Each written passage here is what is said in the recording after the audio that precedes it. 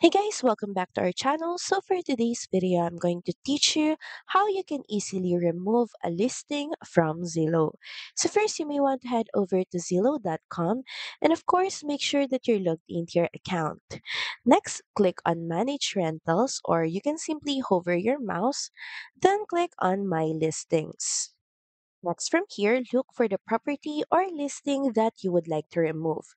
In my case, I'm just going to click on this one.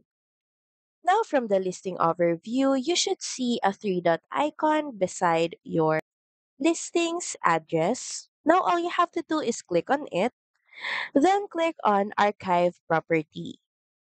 This setting and option lets you remove this specific listing from Zillow.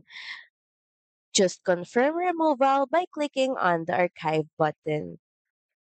So that's pretty much it. Thank you very much for watching this video, and I'll see you again on the next one. Bye!